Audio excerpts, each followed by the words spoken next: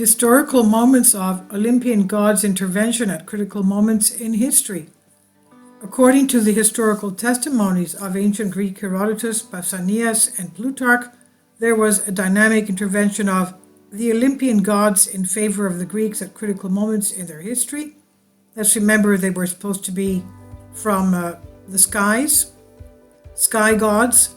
Now, Plutarch writes about the Battle of Marathon, about 490 BC, in Theseus verse 35. After years, the Athenians began to honor Theseus as a hero for other reasons, and because when they were fighting the Persians at Marathon, many clearly saw the specter of leading them armed against the barbarians.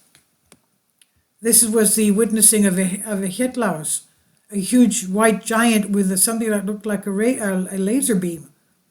Now, Pausanias even mentions the appearance of a mysterious man, a Hitlaus, in the Battle of Marathon in Attica 32, saying it happened, as they say, that a man appeared in the appearance and clothing of a peasant. He exterminated many of the barbarians, that is the Persians, with a plow, and after the battle disappeared. He disappeared. He just, vanished. Now, it wasn't a plow. It was a type of a lightning rod or a laser beam. Now, to the Athenians, nothing else was said by the god Apollo when they asked him, when they received an oracle from the oracle of Delphi, but he urged them to honor Ahitlaus as a hero. Herodotus narrates the following about the Persians who were sent to the oracle of Delphi with the aim of capturing it after the battle of Thermopylae. That's 10 years after the Battle of Marathon. It was 480 BC. When the barbarians came, the Persians that is, near, seeing from their position the sanctuary, the priest called Akiratus sees moving in front of the temple holy weapons that came out of the temple. So there were light orbs that came out of the temple and helped the ancient Greeks against the Persians. No one was allowed to touch these. He ran to report the spot to the residents who had stayed, and the Persians, however, when they came running to the sanctuary of Athena Pronia, they saw signs greater than the first. Of course, it's a great miracle that automatic weapons of war appeared by themselves in front of the temple, but the second points that followed deserve to be admired more than all the phenomena. When the barbarians, that is the Persians, hastily arrived at the temple of Athena Pronia, lightnings fell on them from the sky, while two peaks from Parnassus were cut and fell on them with a great wave and crashed many of them. So Parnassus is the mountain, the biggest mountain just west of that area. So two of the peaks were cut and fell on the Persians. So how was that done? Because it's about 20 kilometers from there, 30 kilometers. Now, the Gauls had a similar fate to the Persians when they tried to capture the Oracle of Delphi in 279 BC, as Pausanias reports in Attica 4:4. Quote, so soon as they were taken, immediately lightnings were directed against the Gauls, and stones cut for Parnassus, and the Mount Parnassus, and men armed consuls of terror rose up against the barbarians, the Persians that is.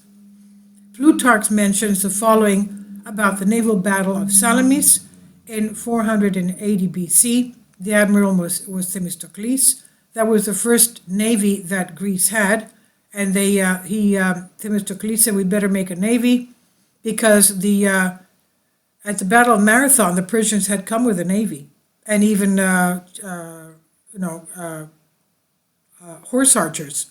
So the Greeks didn't have horses before that, nor a navy. So the first navy that the Greeks had were 480 BC. The admiral was Themistocles. Quote, the battle was in such a phase when a great light shone from the side of Eleusis, and sounds and voices were heard loudly in the Thracian field as the sea, as if many people were uttering in the secret Lacus. And little by little it appeared to them that from the crowd that was shouting, a cloud rose up from the earth which then descended against and came and fell on the triremes of the Persians.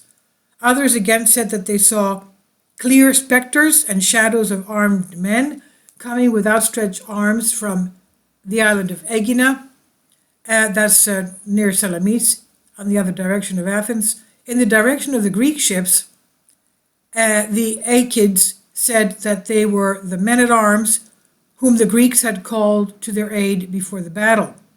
The Italian Alberto Fenolia mentions in Eclippius Anno, referring to Giovanni Gustavo's Storia di Alessandro il Grande, that is, the story of Alexander the Great, that when Alexander the Great was besieging Tyre in 322 BC, a great silver shield, aka UFO, appeared in the sky followed by 4 smaller ones. So it was a fleet, a mothership and 4 little ones.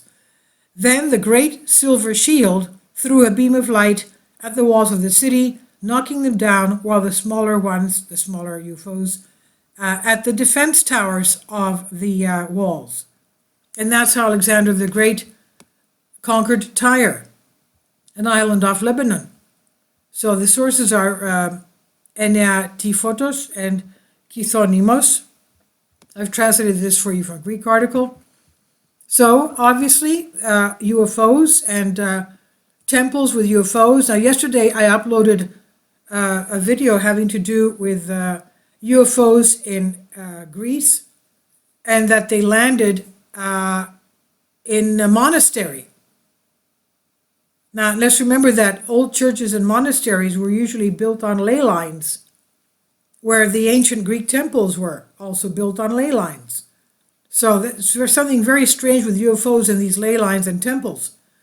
But we have these records of extraterrestrials, interdimensional entities that look human but then disappear immediately. Were they angels? Were they interdimensional? Well, even thought the Atlantean said that the Atlanteans had interstellar flight, and they also had interdimensional travel. They were able to pop from one dimension to the other. And you could see the technology they had if you listen to the Atlantean technologies and philosophy on the Emerald Tablets, written by Thoth the Atlantean, Hermes Trismegistus. I have that for you. You can listen to that. It's amazing.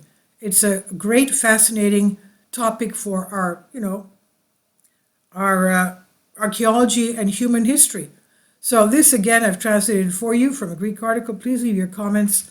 Thank you for your support. Kindly support my Patreon account. The daily posts are 5 videos daily, and they are totally different from what I have on my YouTube channel. Thank you so much for your support, and that you find all my content so interesting. You'll find the Patreon account details in the description box.